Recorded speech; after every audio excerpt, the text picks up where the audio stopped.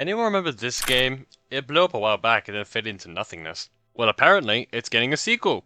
So, why not make a video on it, right?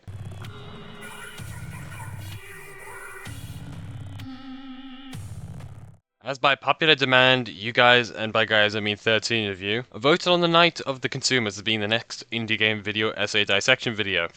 I just made that up. And so here we are.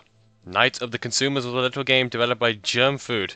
Not sure if that's 100% just a singular person or plural, but just take my word for it. Developed on March 7th of 2020. This was prime COVID era, guys. This game was a really unique one, and it really took everyone by storm. It took that really sloppy VHS, take out the garbage aesthetic, 0 of 3 of indie games, and made it into somewhat of an eye-bearing experience. This art style is probably the game's highlight in my eyes. It's inspired by those old PS1 games and almost feels very unsettling when you play, like something's watching you. And well, it isn't that far off, actually, in fact. The sole goal of the game is very simple, as like my other videos, as I say. It's to stack the shelves and avoid angry customers, who ask very politely, by the way.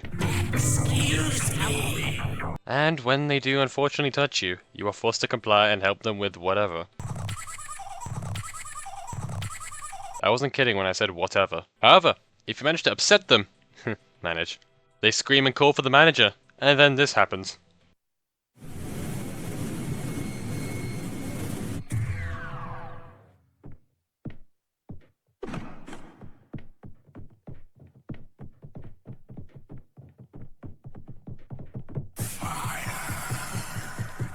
Bingo, that's our horror right there. The game itself doesn't really have any crazy amounts of horror. By horror, I mean like jumping in your face kind of horror, you know? The horror in the game is based on like a real life experience of a feeble retail worker who has to endure all these questions and commands by people. Granted, it's not exactly like this.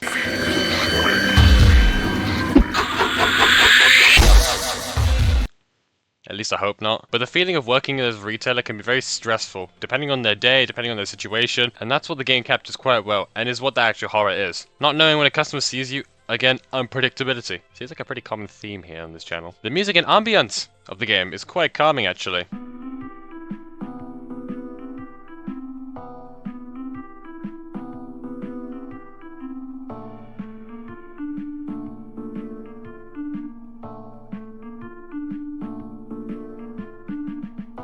Calm before the store, if you will. There isn't really much when it comes to scary noises or disturbing sounds. The absolutely only thing that I think is scary here is, well, the customers jump scaring you. Excuse me. And the manager. Oh yeah, did I forget about this guy here? The manager is pretty obviously the bad guy here, if it wasn't evident enough from the secret pile of bones and weird text you can find. Also, is this name literally just manager? Like manager squared? And when you do fail at your job, the pitter-patter of his footsteps can throw you off guard pretty badly. And that's what actually creates the horror in this game. It's purely psychological, as many horror games there are. You're constantly worrying about stacking the shelves, you forget who's actually behind you at the moment, and sometimes they can get you pretty good. Followed by the weird, uncanny face models in the game, it's hard to not look at them and go ew, or at least feel somewhat disturbed. Now, I learned my lesson. It's not the scariest thing in the whole wide world. I actually read the comments. But I think this game is one of those play in the dark alone and watch it all unfold kind of game, especially for when the game is over and the manager just comes slowly, and all you hear are the footsteps of your impending doom. And that's all I really have to say about this game.